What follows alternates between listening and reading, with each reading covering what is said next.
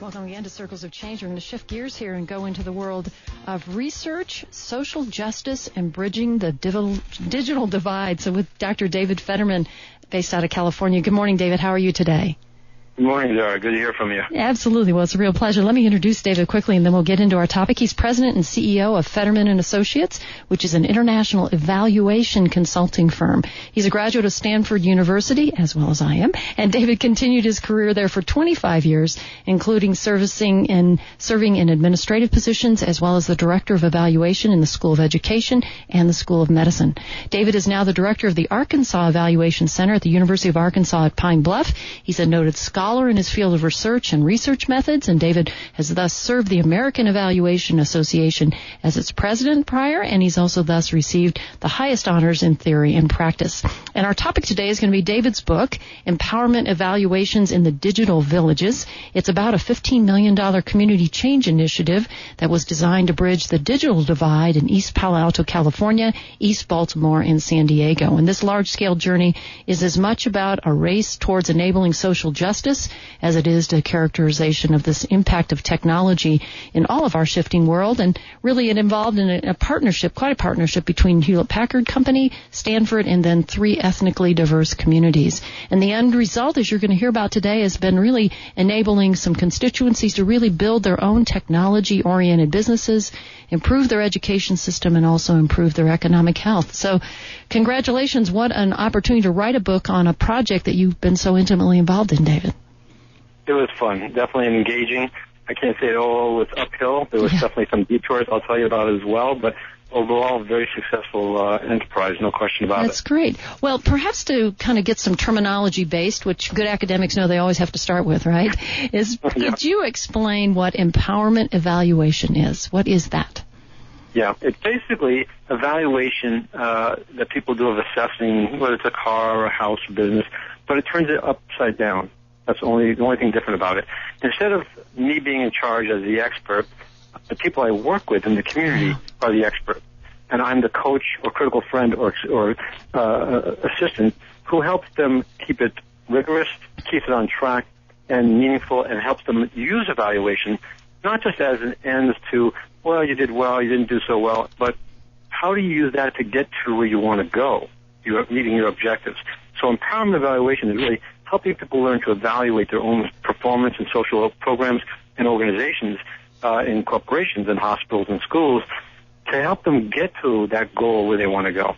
That's what empowerment evaluation is all about. And that makes so much more sense because you're actually giving people the tools and guiding them through a process so they can own the outcome, as opposed to many evaluations that are done that make it feel like they're being tested and there's going to be a pass or fail, a retribution to be had if you don't get the score, et cetera, et cetera. Exactly. In that case, they feel like evaluation has been done to them. By them, exactly. Well, one of the techniques I know that you use that perhaps some of our listeners aren't familiar with, although they probably do it in their own day-to-day life, it's the word ethnography. So could you explain and unpack that one, as we'd say? Yeah, I have a whole book on that, believe it or not, as well, and you never believe it. A term as esoteric sounding as that for most folks actually is a bestseller in academic world. It's in 13 or 14th printing. But it's a very simple approach. All it really is, it's a tool in anthropology of all things that helps you get at the insider's view of reality. So when you go into an organization, instead of just imposing your assumptions and views of what's going on, you ask people what do they think from their view of reality. And let me give you an example of why this is so important, because some people will automatically go, well, wait a minute, David, isn't the external objective view the most important? People delude themselves. Mm-hmm. That's not the point. The point is if that's what their perception is of behavior, that's what's going to shape the behavior. Right. A quick example is I was in a VA hospital where I was doing an evaluation, and these men thought they could fly. I mean, like, not like on an airplane fly, I mean like fly or go right out there themselves. Now, I don't happen to believe that. You don't happen to believe they can do it. But there are real-world concrete consequences for that perception of behavior or reality if they're on the 3rd floor of a building with no bars on the window. Mm-hmm. So the perception of reality is just as important as reality as far as predicting future behavior. That's one of the reasons ethnography is critical. And as we had a chance to speak earlier about, Intel and other corporations, not just academic institutions, are hiring ethnographers because they get past just whether it's statistically significant into the why are people operating a certain way, and then they can anticipate where things where they're going to go. And so a good part of ethnography involves the skill of observation. Yeah, especially the key is really observing what's going on with a lens of trying to be, anyway, as non-judgmental as you can about that view. And then, of course, interviewing as well to see not only what you saw, but to triangulate, to compare that to different sources to see, is that what I think I saw based on what they actually say about it? And it's important to do because I remember looking at a school for dropouts many years ago, and I used to be a high school teacher before being a professor, and my mom was a high school teacher before a professor, so I know what it is like to be a high school teacher. And I went in there after school, and the teachers were making collages for the kids and that sort of thing, and I'm thinking, oh, this is wonderful. They're so dedicated and everything else. And so my observation is what a dedicated group, and everything is wonderful, but it's important to check and ask. So I asked, what's going on? Isn't this wonderful? You're doing all these collages. Do you use, such material? And they say, this is terrible. We were supposed to have the money for the resources to buy these posters, and instead they held the money back. So in other words, if I hadn't asked and gotten their view of reality, I would have made assumptions that would have been incorrect. Even though I was based on a lot of years of experience, I would have been wrong had I not at least checked to get the insider's view of reality. That's why ethnography is so critical. It is. So let's take those two terms then, an empowerment evaluation and ethnography. Now take us on this journey of this change initiative to help East Palo Alto, East Baltimore, and San Diego course correct or go in a different place. Yeah, it was interesting. Starting with one of the groups was about 18, 19 tribes in San Diego, American Indians, Native Americans, and they normally don't get along that well. They have a lot of baggage over the years and stuff like that. So what we asked them is, what would you be interested in working on that's technologically oriented in some fashion? And we do this in many communities, by the way, where we go, are you interested in education? Because it's very poor. And they go, we'll get folks from different backgrounds saying yes. Same thing with security, and maybe not in housing. So we don't work on the ones that they don't have a common bond or interest in. Right, so we look for the common. But yeah, we look at exactly that core, and we work with that because you can't win on all topics and that sort of thing. But you get momentum in that area. So what they did is they wanted to get connected with the rest of the world because the old Bureau of Indian Affairs, BIA, was responsible for segregating them on the reservation and putting them so that they're all separated, couldn't communicate with each other, even on the reservation, never mind outside.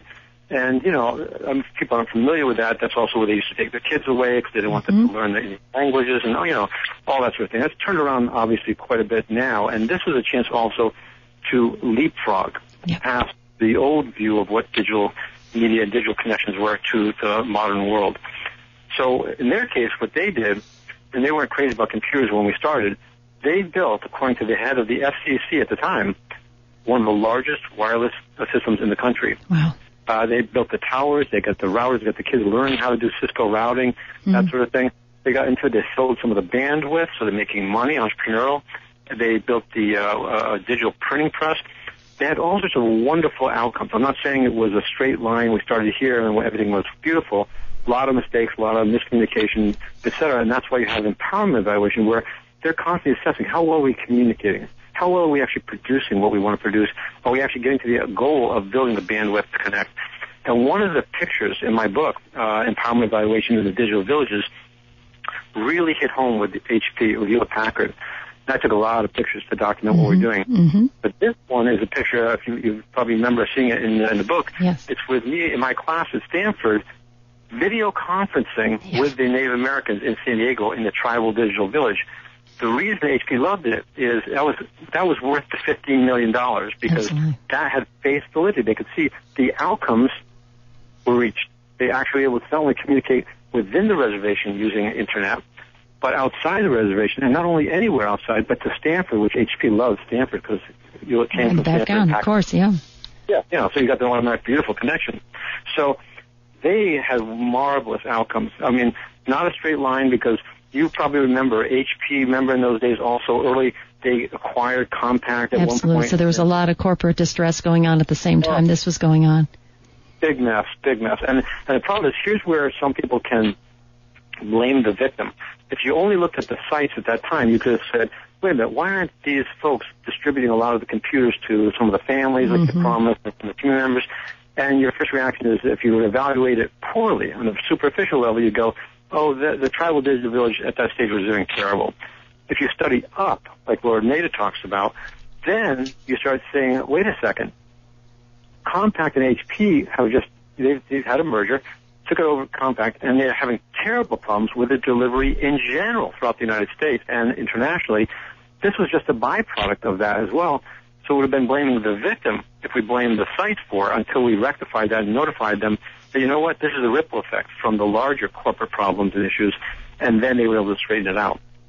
So it's a lot of bumps in the road. I don't want to make it ever sound smooth, and sometimes not their fault, sometimes it was their communication problems. But when there were problems, we tackled them and addressed them directly and openly. And I'm not saying comfortably. It fell into little bins. You talk about this topic and you argue. But the other thing you said that was so important is to get people to study up or look up or keep raising to a higher cause, and to get these 18 or 19 tribes that otherwise deeper down in the nitnoids would be critiquing and criticizing one another or just doing it in a different way. But you had a common goal in this case, which was to enable their connectivity amongst themselves but also with the outside world. Well, now take us to the other side of the country of what went on then in East Baltimore. That was interesting. That's literally the opposite side of the story for the book and for our experience. They luckily, I'll give away the ending. They did succeed at the end, but let's put it this way: for folks listening that have done this kind of work, consulting in some fashion and working with different corporations, they'll really appreciate how much of a misstep this one was. The site, the Baltimore Digital Village, was moving along, and their mission is to try to distribute a lot of these computers, laptops to teachers and the public school system and to families.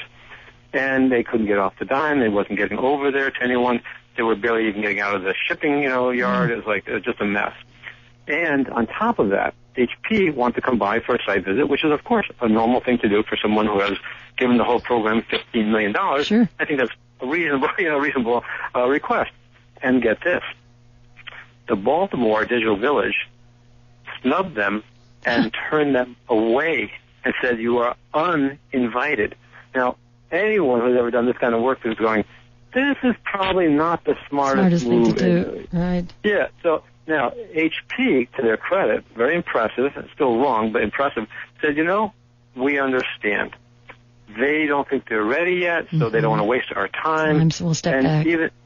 But it was a mistake, because the reality is, so wherever you are is wherever you are. If you're not doing well, maybe you need more assistance and more scrutiny, and that's the time actually to come and do a site visit. So in retrospect, the humility, which HP has a lot of humility, people don't realize, and a lot of respect for the process, made a misstep by being almost too careful in that regard. The reason I say that is because then the site, the Baltimore Digital Village, started to develop sort of an organizational arrogance. You bet. And when HP had, some other expert to come by, Anderson or Deloitte, some folks, high-end folks consulting stuff that could help them with their business, they turned them away. Phenomenal resources.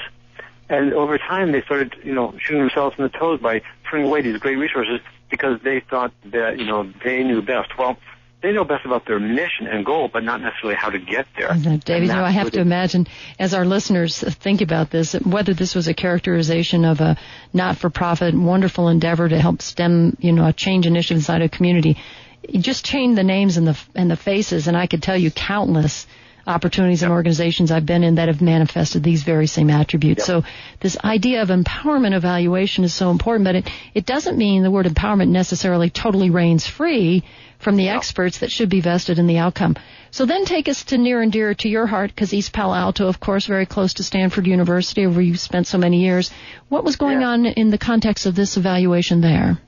That was cool. That was similar to Baltimore in that they were introducing it to the school system and to teachers and parents and that sort of thing. And the idea, which is similar to Baltimore eventually, but they picked up on it much quicker, was by introducing the laptops to teachers, it wasn't just to educate teachers and to give them to the kids, but to transform the curriculum and make it internet-based. that was the very smooth approach in that regard that was very powerful and turned the curriculum around, because they weren't text-based as much, which doesn't sound like a big deal, but when you don't have any money exactly, impoverished, they suddenly had the world around, as far as resources, and they didn't even have a clue before that. Mm-hmm. It also had a ripple effect of helping the families, because the parents are supposed to help the kids with their homework using the internet. Well, they started using them also to look for jobs. To exactly. look for other educational institutions, activities and opportunities. So the ripple effect was phenomenal in transforming the curriculum for the school district and also for the community in terms of what they suddenly saw was out there in the world for them to benefit from, the adults, parents, not just the kids. It was just a segue into the community, and then they became literally dependent on that as a resource, free resource, to be able to access all sorts of things, including healthcare as well. Exactly so right. That was a phenomenal transformation. Well, great. For those of you who may have just tuned in, we're speaking with Dr. David Fetterman. He's based in California, and his newest book is called Empowerment Evaluations in the Digital Villages. And we're talking about some fascinating work that had been done in 3 different communities. David, tell me, again, your whole field of study, work, and so on, consulting, has been in this idea of empowerment evaluations. How were these 3, or this major initiative, different than some of the other global ones you've taken on over time? What were some of your own personal, wow, I didn't expect that to come at me? Almost all of it, good and bad, to be honest with you, because what happens when I've done a lot of traditional evaluation where I'm the expert and I'm in charge, and I've done work everywhere in Japan, Brazil. I do a lot of work in South Africa, et cetera. We do empowerment evaluations there as well. But when you do traditional evaluation, you're pretty much the expert, and you pretty much have the say of where things are and where they are and where they should go. And that's okay, and you've left literally nothing behind. Mm-hmm. That's the key. And at a certain point, you sort of mature and realize, if I'm doing all this work and I'm getting awards, I'm not, ashamed of it. I think it's great, and I think 14 books or whatever. But some of the times my impact is in nanoseconds as far as policy impact. And that's maybe when you start out, that sounds great, but it's meaningless. You want to build capacity. That's what this is all about. Yeah. It's leaving behind the ability for people and communities and organizations to become organizational learning experts of their own and actually develop a tool that they can use forever by self-assessing where they are. Like in Arkansas, I have a tobacco prevention program over there. We work throughout the whole state. And I work with local communities. There are churches, nonprofits, hospitals, you name it. And they're using empowerment evaluation as well. And they're establishing their own goals. They're coming up with benchmarks about what percentage should they be in terms of people not smoking each part of the. And then they also have their actual performance. So they can actually say, I got to have maybe smoke-free parks. I want 10 in a year. I have 0 the first quarter. I better get moving. And then what do you do about that? Well, you start talking to colleagues who've been successful at that. Exactly. You see the ripple effect, isn't that true? Yeah. And then you start talking to us as evaluators who also know about that topic, and then the CDC. And what happens is instead of people, shying away and running away from evaluation, they run towards it and giving you a hug, basically, because it's a question of how can you now assist me to get to where I need to go, and they help each other. So it becomes a collaborative kind of learning organization kind of experience rather than a constant game playing. And most of us are used to being corporations, and we play the game and make the numbers look good so that we look good and get whatever bonus or whatever, and it doesn't bring the organization anywhere, and it doesn't help the client. Well, then the classic one of that, of course, is the classic case of how many employee surveys are done. And we wonder, that now maybe the unintended consequences are greater than the intended, which means if we don't do anything with the data that we collect, that it makes it doubly bad. And in fact, I recall countless times when the employees are asked the question, so what's your biggest concern about the survey? And number one is that management won't do anything with what I tell them. And so that's nothing harder to swallow at that point in time. Well, David, your book has been out for a reasonable amount of time, I'd say, at this point. What kind of reactions have you been getting to it out there in the world beyond? It's amazing. For an academic book, I did write it with a racing motif, so maybe that helped. I don't know. I quote, it's not your typical academic book. I do quote Mario Andretti. In some chapters, I have one that says, if everything seems under control, you're just not going fast enough. In fact, that's my favorite quote, by the way. Absolute my favorite quote. If you're under control, you're not going fast enough. Thank you very much.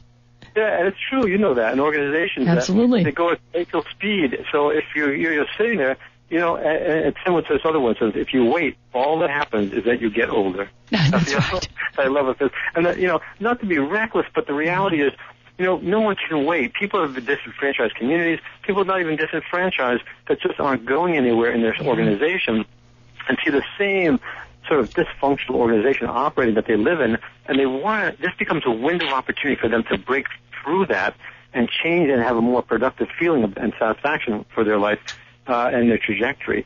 So it's all of these have had sort of aha moments, but I guess the key answer to your question is they've all been sort of an aha that I have to change as an evaluator and as a colleague and a consultant as much as they're changing. I mean, one very quick example. Yeah. I work in townships in South Africa as well, on squatter settlements, and I'm helping them work on self-sustaining agriculture, little garden plots and that sort of thing.